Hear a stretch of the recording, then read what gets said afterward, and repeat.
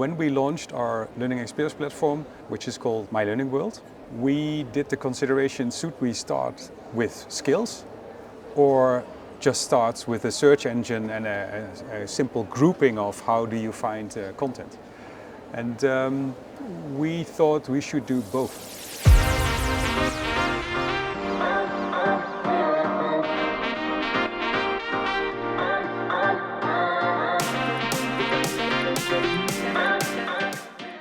Hi Bas, you are the Global Head of Learning and Skill Architecture for the Siemens Group, 300,000 employees worldwide. We're here at the HR Horizon Summit, and I know that you launched, more or less 3 years ago, a transformational project that's called My Skills. Can you elaborate or tell a bit more about what that is about? Yes, Vincent, I certainly can. So My Skills is our skills-based learning approach within Siemens. So 3 years ago we launched our learning experience platform, which is called My Learning World. Okay. And when we launched our learning experience platform, we did the consideration, should we start with skills or just start with a search engine and a simple grouping of how do you find content. And we thought we should do both. So that's why for skills we said let's make a section in the My Learning World which is called My Skills, which focuses on that an employee can find navigation and orientation, and based on the skills or skills roles he or she has chosen, come to meaningful learning recommendations to basically work on those skills.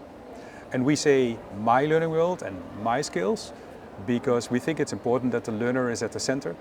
So we really made it personalized. So that's why it's called My Skills. To help us understand the magnitude of this rollout, what is the depth of the learning catalog that you offer to all your employees? How many courses or content? So in the My Learning World we have what we call learning resources, as we would call them. It's 160,000 at the moment. Okay. Yeah. And this is also why you need a navigator for people, not only on a search side, but also in terms of skills, because basically there is so much out there, you need orientation. And that's what the skill managers do within our organization. We enable them to use My Skills. They describe the skills, but they also ensure that if there's a skill gap, that you know which learning recommendations are relevant to close that gap. And that then gives orientations to the people at Siemens. So, as you know, VISIER is a global leader in people analytics. Has people analytics played a role within this initiative? Does it yield any transformational outcomes? Well, absolutely. I mean, analytics is a big topic. I always say it's a beast. Yes. Because I mean, data in itself is a beast. When we started with our learning experience platform, we were experienced in managing a learning management system. But a learning experience platform, as we currently have it, has so many data points.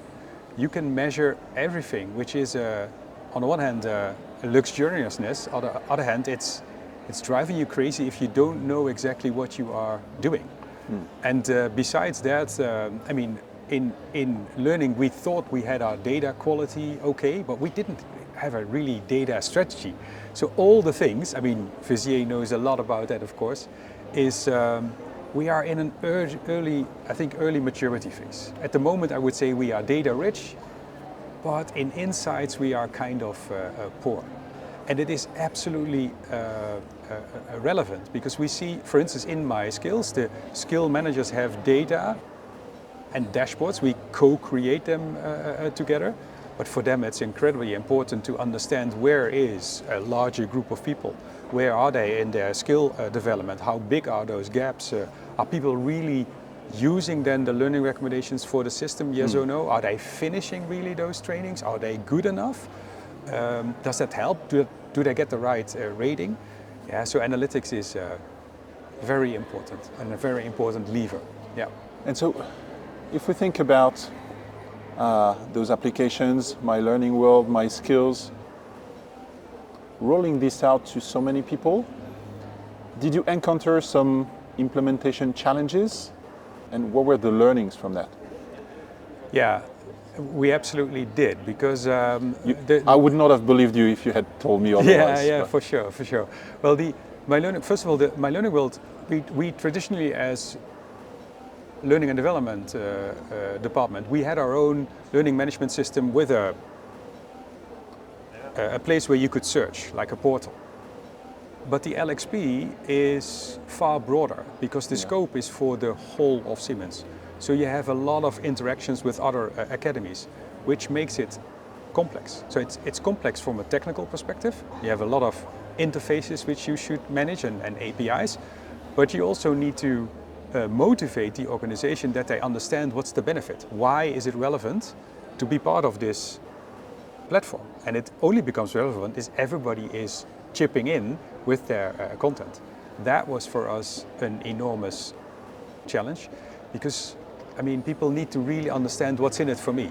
Yeah. So the whole perspective of talking from their perspective and saying, hey, if we do this together, we can create more. That's a journey which has unexpected challenges along the way. But I mean, at the end, I think we are now like the one-stop shopping for learning and development at the moment. So we mastered, I think, most of those challenges. Yes. Have you been able to notice an increase, for example, in the usage of learning courses from your employees? Yeah, so we monitor basically everything now at the moment. The most basic one is if we look at the learning hours per employee, that has significantly went up. But for instance, that's then overall. We also look at if certain target audience are really, what are they learning? Yeah. So it's not only how much they are learning, but what they are learning. And especially in the field of my skills, we look at we call that my skills reach. So how many people are using my skills at all, and that has went up significantly. So we started at the beginning, and then the first ones are using it. You can see that.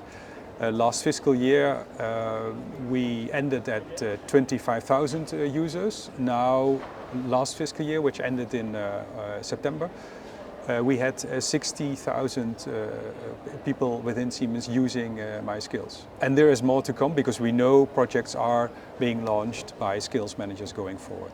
So we talked about the learning content. We keep on talking about my skills. Can you say a bit more about how do people share their skills? How do you know who has what skills within your organization? Yeah, so we have a skill profile. So each employee can see what skills they can bring in their own skills if they want to. But they can also, it could also be that a skill role is being assigned to an employee, and that is also being added to the profile. What we do is we are as transparent as can be. So there is a skill taxonomy which is open. It's a skill library where you can see all the skill roles which you are interested in. Also the ones from other units. That was also new within Siemens. Not because we didn't want to, but simply because from technology you had to go from database to database to database, and by the time you would find something, I think most employees wouldn't even go that far. But now you can just type in a role which you're interested in and click on it and say, hey, that's interesting, I'll pull it down to my profile and I'll start to learn on it because I want to. And of course we engage, we ensure that the engagement is there, that you also discuss it with your manager, say, hey, this is my interest, that he or she also supports that direction in going forward. There's so many people talking about becoming skills-based organizations. Actually, very few effectively do it, from my perspective. But doing that, it's obviously significant change management to conduct, this process behind, but it's also a change in the company culture and mindset. Yep. So after 3 years now in this journey, you already shared some numbers, if I understand correctly. You've already been able to have 20% of the entire population at Siemens who's actively contributed into my skills and keep on growing. What are the things you're probably the proudest of? Well, I think what is great is that we have enabled the skill managers. So they are all in the business. We have over 400 skill managers, and it's a decentralized approach. So they do basically the skill management by using my skills. And this, I think we are proud that this is a strong use case. But it's one of the use cases of skill-based learning. So Siemens is, in that sense, we have a lot of skills approaches within the company, and they are not yet connected. But that's the future endeavor for us to see, can we make that work and find meaningful connections with other use cases. But we are really proud on the traction we have now with my skills. So that's hopeful for the future going forward. Thanks a lot, Bas, for sharing all those insights and your journey around skills and analytics. Thank you, Vincent, for your time.